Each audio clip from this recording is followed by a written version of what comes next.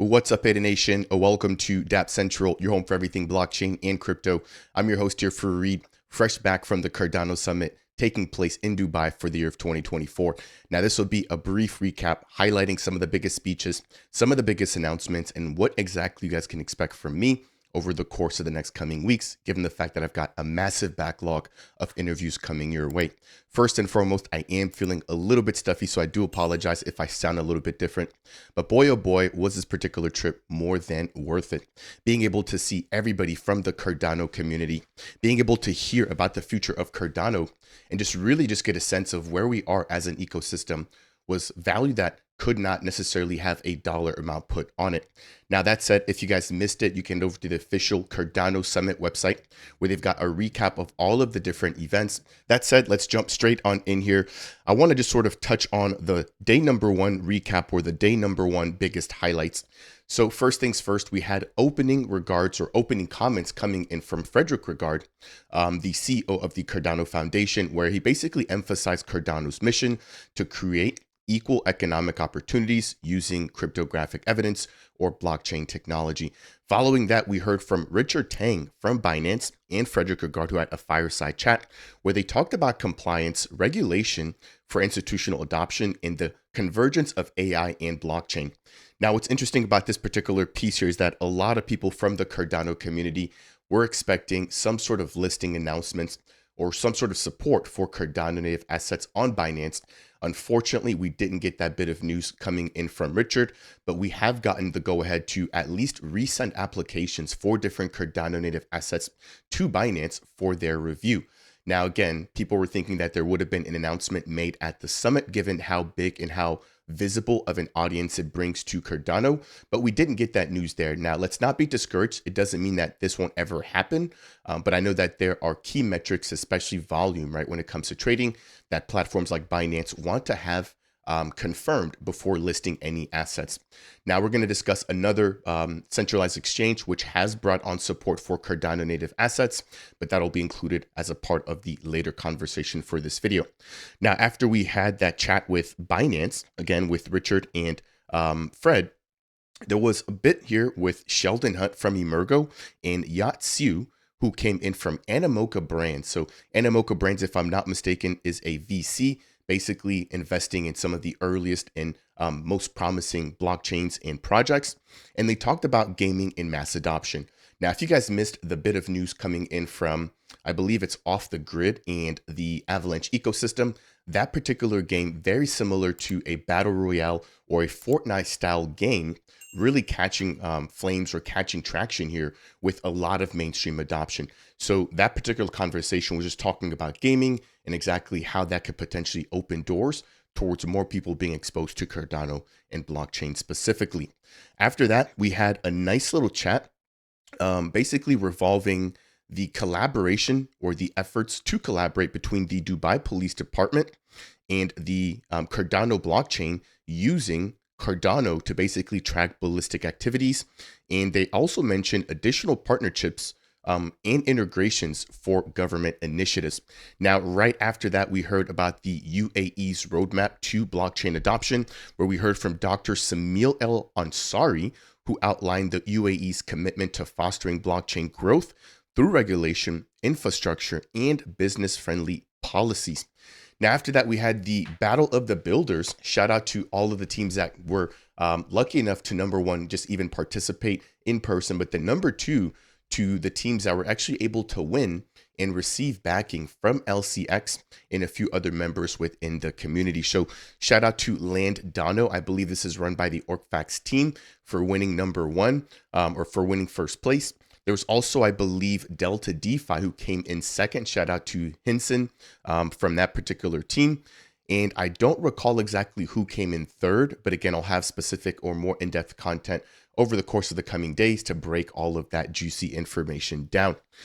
Now, following that, there was a nice little chat talking about crypto exchange accessibility, where we heard from Mira Judge from Binance and additional experts who basically discussed the importance of education, regulatory collaboration, and crypto's role in bridging traditional and decentralized finance. Following that, there was a brief talk where panelists discussed blockchain and how Cardano can be used for supply chain management. And then we closed out on day number 1 with a keynote from Don Tapscott, which focused on blockchain's potential to reshape DeFi, DePIN, DeSci, or decentralized science, amongst many other areas, while advocating for decentralization and just general wealth distribution. Now, in terms of content from my end, of course, I was down there basically working for day 1 and day 2. So you guys can expect interviews coming out, sitting down with key members from Emergo, the Cardano Foundation, USDM and NBX, as well as the LCX exchange, the Bitcoin OS protocol, where I sat down with Diego to discuss basically a brand new opportunity where we have interoperability between Cardano and Bitcoin. If I'm not mistaken, this was, I believe, by far the biggest bit of news that came out of the summit. So stay tuned for that particular interview.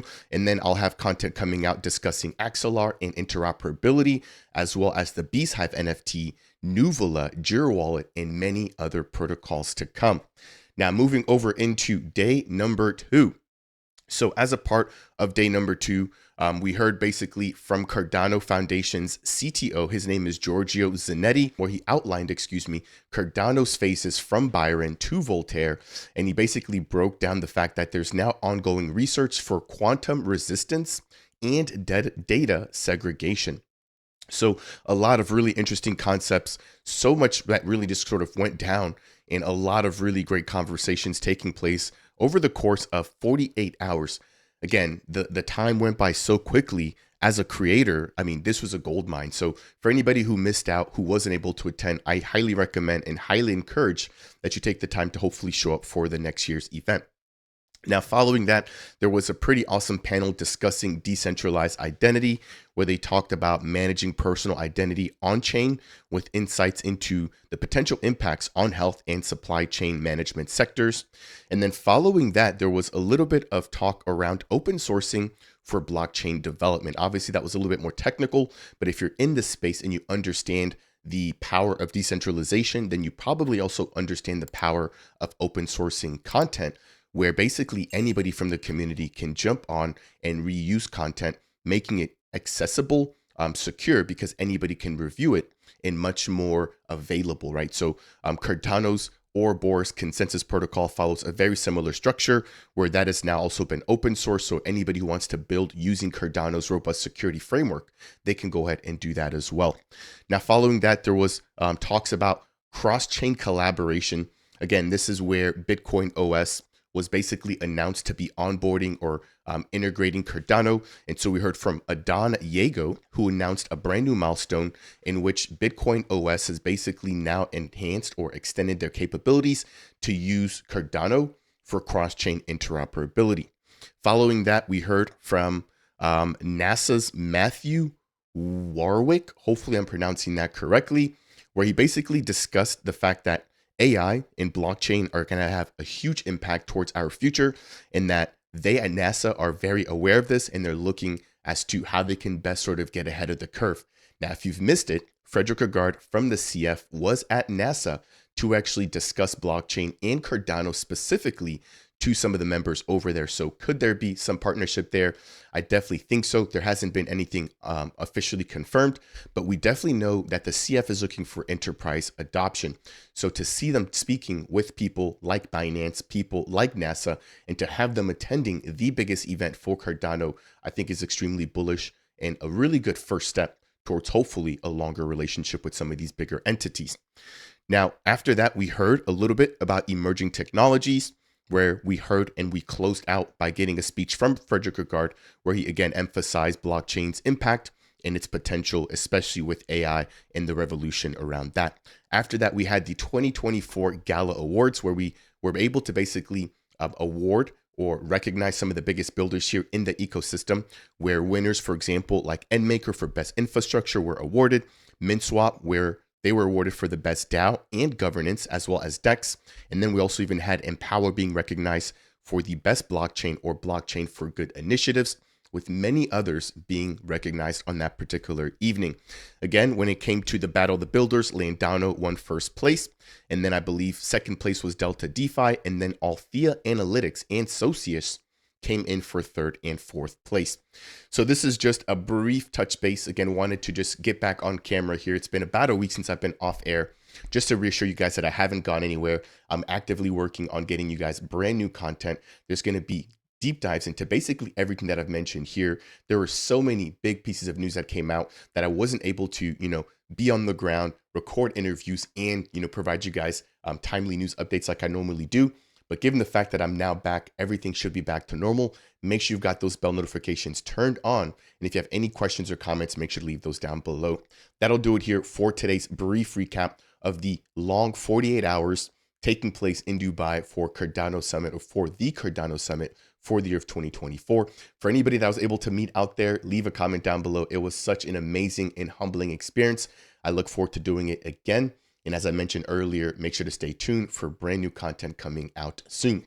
If you enjoyed today's video and you found it to be helpful, please make sure to smash that thumbs up. If it's your first time stopping by and you want more content like this, consider subscribing. And if you have any questions or comments, leave those down below. That said, and as always, I'll see you guys in the next video. Cheers, everybody. Take care for now.